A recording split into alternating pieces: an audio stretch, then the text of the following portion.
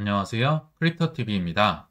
어젯밤 관세 연기 뉴스를 트럼프의 아들들도 신문에서 봤을 정도로 갑작스럽게 나온 이유를 한번 추정해 보도록 하겠습니다. 참고로 어젯밤에 주식시장의 공포 탐욕 지수가요, 무려 3이었습니다. 제가 이틀 전만 해도 4가 나왔어서 지금 사도 인생 수익률을 거둘 수 있습니다. 갑으로 물려줄 수 있습니다. 했던 게 이틀 전이었는데, 이틀 만에 안 좋은 쪽으로 또 경신을 해버렸다는 거죠. 그리고 참고로 3이란 거는 앞에 2명밖에 없다는 거예요. 더 싸게 살 수 있을 때가요. 1번이 코비드였고 2번이 리먼 브라더스. 그러니까 어젯밤에 정말 공포 지수가 어마무시하게 참 힘든 상황이었다를 간접적으로 알 수가 있겠네요. 그리고 또 하나 개인적인 얘기인데요. 어제 오랜만에 연락이 꽤나 좀 왔었습니다. 근데 보통은요, 주식이나 코인이 오를 때 전화가 오지 떨어질 때는 정말 웬만하면 연락이 안 오거든요. 근데 떨어질 때도 올 정도로 연락을 할 정도로 지금 시장이 굉장히 공포스러웠다. 그래서 보통은 일하거나 하면요, 못 받은 전화는 전화 다시 안 하거든요. 근데 어제 왔던 전화들은 이거 다 힘든 전화구나 해서 일일이 다 전화를 오래 했던 기억이 납니다. 제가 어떤 얘기를 했을까요? 여기서 했던 얘기 그대로 똑같이 합니다.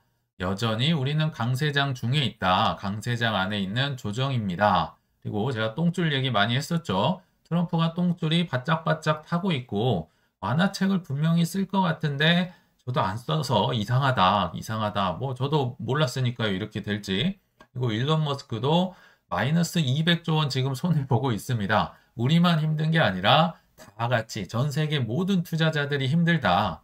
그리고 아까 말씀드렸지만 지금 사시면 가보, 인생 수익률을 거둘 수 있습니다. 이거 가보로 물려줄 수 있어요. 그래서 저도 참고로 최근에 산 건 물타기를 하지 않았고요. 그냥 새로운 거 사거나 뭐 다른 거래소에서 사거나 그냥 플러스 보면 흐뭇하잖아요. 그래서 요새 뭐 헤데라 원래 없었는데 뭐 조금 담가 보기도 했었습니다.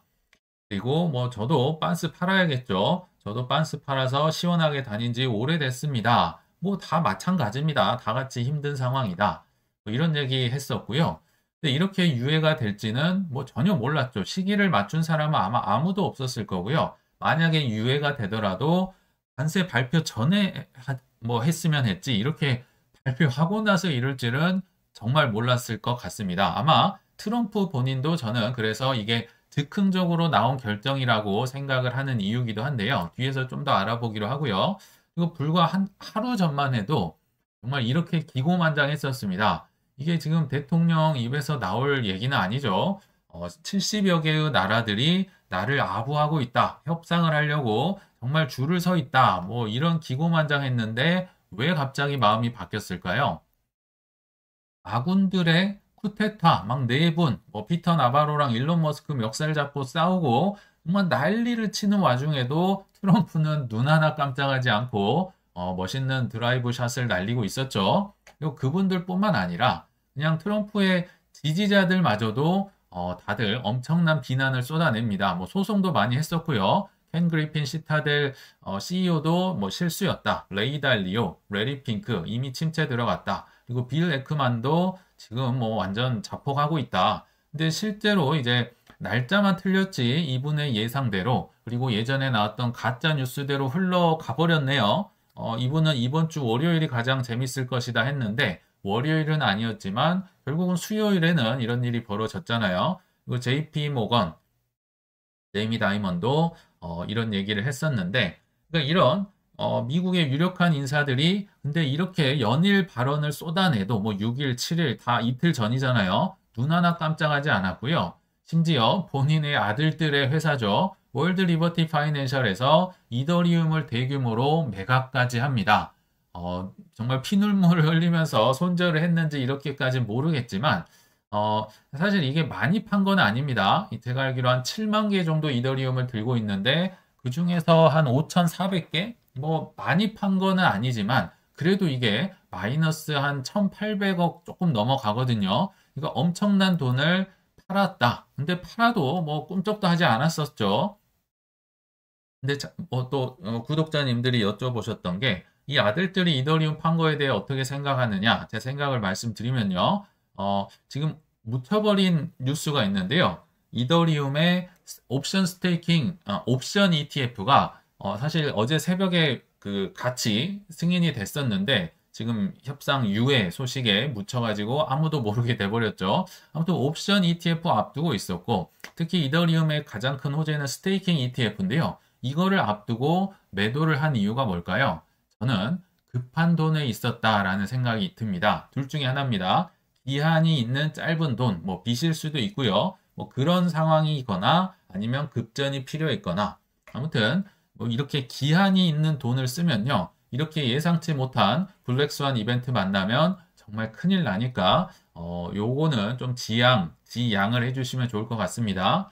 그리고 이걸 저는 이제 트럼프의 유예 결정을 좀 충동적으로 보는 또 하나의 근거 중에 하나가 아버지가 발표하기 직전에 이렇게 매도를 해서 무려 2천억 원이나 되는 돈을 손해를 봤다는 겁니다. 불과 몇 시간만 버텼으면 손해를 안 봤을 텐데 이렇게 급하게 결정을 했기 때문에 아들도 모르고 뭐 아무도 몰랐겠죠. 그래서 이렇게 큰 손해가 났다. 그러면 트럼프가 왜 갑자기 마음을 바꿨을지 이제 한번 추정을 해보도록 하겠습니다. 저는요, 미국이 어제 분명히 비틀비틀 거리고 있었다 생각이 듭니다. 이렇게 힘들어할 때 카운터펀치 한번 날리면 KO 될 수 있었었죠. 그게 어떤 상황을 야기하느냐? 미국은 하나의 큰 무기가 있죠. 바로 요술 램프를 비비면 달러가 나오는데 이 요술 램프가 찌그러질 수가 있었다고 어제 얘기를 드렸던 것 같아요. 실제로 어젯밤에 정말 온갖 해괴한 소문들, 월가에 굉장한 이제 흉흉한 소문들이 많이 퍼졌어요. 근데 팩트 중에 하나가 뭐냐? 미국 국채를 누군가 투매를 하고 있다는 겁니다. 굉장히 많이 팔아버리니까 이제 금리가 순식간에 치솟았던 거죠. 그래서 스왑 스프레드가 이 마이너스 63bp 패닉 신호 이게 무슨 얘기냐? 이제 수많은 기관들이요. 국채의 선물과 현물 이 스프레드 이 갭을 먹고 사는 거거든요. 선물 사고 뭐 현물 팔고 이런 식으로. 그래서 이 갭이요. 스프레드가 뭐 1bp, 2bp, 뭐 많으면 5bp 요 차이 0.01% 차이를 샀다 팔았다 하면서 먹는 게 기관들의 베이시스 트레이딩인데요. 요게 무려 63bp까지 벌어졌다. 이게 그러니까 국채의 현물 금리가 완전 급등을 했다는 겁니다. 완전 사람들이 패닉에 팔고 있다는 뜻으로 해석이 되겠죠. 그리고 이게 이제 상황이 심각해지는 이유가 뭐냐면 뭐 도이치방크에서 잘 분석을 해줬는데 달러의 신뢰도가 붕괴하기 시작했다. 달러도 무너지고 위험 신호가 포착이 되면요. 보통은 달러랑 특히 국채로 달려가게 돼 있는데 이 내러티브가 지금 무너지고 있다는 겁니다. 위험하면 국채 사야 돼. 이게 이제 망가지기 시작하면요. 아무리 요술램프 비벼도 이제 달러를 만들어낼 수가 없습니다. 미국 전체의 이제 브랜드가 하락이 되는 이거는 정말 심각한 일이거든요. 그래서 어젯밤에 스콧 베센트 재무장관이 속보를 날립니다. 미국 국채 매도 시스템 요거 문제 없다. 우리는 문제 없다. 지금 뭐 레버리지가 약간 거품이 거쳐가는 단계이지 전혀 뭐 정상적인 관계에 있다. 이렇게 얘기를 했었지만 우리는 잘 알고 있죠. 보통 문제가 있어도 문제가 없다고 하고 뭐 FTX 망하기 전에도 뱅크런 나오기 전에도 우리는 항상 문제 없다 하는데 결국은 망하잖아요. 이걸 보면 이 스캇 베센트가 아마 좀 피냄새를 맡고 정말 덜컹했을 겁니다. 왜냐면 이분도 결국 핵지 펀드 이거 해서 돈 많이 벌었던 분이거든요. 피냄새 나면 공매도 치러 막 달려드는 거죠, 상어들이. 그래서 영국 뭐 공매도 때렸을 때 파운드 공매도로 이제 조지 소로스와 함께 뭐 1조가 넘는 돈을 벌었던 그때 이제 추억이 떠오르면서 약간 식겁하지 않았을까. 본인이 해봤으니까 이게 뭐 피냄새가 나는지 잘 알아서 아마 그래서 회의 일정들을 다 취소를 하고 실제로 이때 트럼프 대통령을 어제 만나러 갔다고 합니다. 문제가 생각보다 심각했다. 그래서 이제 예전에 말씀드렸지만 미국의 10년물 국채 금리가 최근 들어서 급격하게 올라갑니다. 보통 이게 뭐 몇 bp, 그러니까 0.01%뭐 이 내에서 옮겨 다니고 해야 되는데 뭐 이게 순식간에 이렇게 급등을 하면 정말 이 시스템 자체가 망가지고요. 아까 막 흉흉한 소문이 많았다고 했었죠. 마진콜은 실제로 많이 발생을 했었고, 이제 중국이 여기에 팔아버리면 끝난다.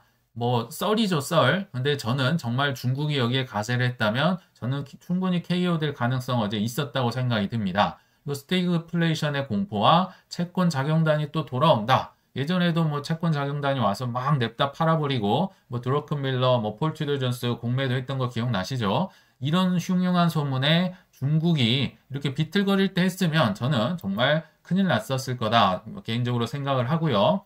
또 공교롭게도 정말 어제 밤이 사실 결정이었습니다. 왜냐하면 25년도 국채 발행 계획의 대부분이 사실 상반기에 있어요. 4월에서 6월에 많이 몰려 있었고요. 실제로 시간으로 보면 한 오후 1시 정도, 어젯밤 미국 현지 시간으로 요 정도에 미국 입찰, 특히 10년물 국채 입찰이 많이 있었어요. 이제 국채를 많이 팔아야 되는데 수요는 뚝 떨어지고 금리는 올라가고 그러면 굉장히 비싸게 미국으로서는 이제 빚을 져야 되는 상황인 거죠. 완전 최악의 상황. 그리고 내일도 30년물에 대한 국채 입찰이 있었습니다. 이거 금리 오르면 큰일 나겠구나. 우리 요술램프 비벼도 달러 안 나오겠구나. 여기에 이제 트럼프가 급하게 어떤 뭐 실용과 조롱에도 굴하지 않고 꿋꿋이 밀고 갔다가 요거를 보고 실제로 후퇴하지 않았나. 이게 추정이 아니라요. 사실은 트럼프가 직접 얘기를 한 겁니다. 사람들이 물어봤겠죠. 어젯밤에 트럼프에게 유의 이유를 묻자 사람들이 겁먹고 불안해해. 본인이 아니라는 건데요. 사람들이 약간 겁을 먹었다. 아니 제가 볼 땐 본인이 겁을 먹은 것 같습니다. 그러면서 본인이 직접 나는 국채 시장을 계속 보고 있었다. 근데 국채 시장은 매우 까다롭다. 주식시장 무너지는 건요. 그냥 그 주식회사들 몇 개 무너지는 걸로 끝나면 됩니다. 그리고 미국은 혁신의 나라니까 또 다른 사람이 나와서 대체를 하는데 국채가 무너지면 미국이 무너집니다. 요술램프가 찌그러져요. 그래서 사람들이 좀 불안해하더라 라고 마치 뭐 이체 유탈 화법을 쓰는데 제가 볼 때는 협상의 뭐 달인이라고는 하지만 어젯밤의 관세 유예에 관한 거는 저는 계획됐다고 보기보다는 뜨거워. 뭐 스콧 베센트랑 얘기를 했었고 이것 좀 심각한데요. 이러면서 나왔을 결정이었을 가능성이 높다라고 개인적으로 생각이 듭니다. 그래서 결론에 왔는데요. 아직 한숨은 돌렸지만 사실 아직도 갈 길이 구만리긴 하겠죠. 그래도 오늘 같은 날은 그래도 패닉셀하지 않은 내게 뭐 맛있는 커피라도 좀 사주면서 또 다음에 더 많이 오르면 더 큰 소고기 선물도 약속을 하시면서 좀 즐겁게 보내시길 바라면서 이만 물러가겠습니다. 시청 감사합니다.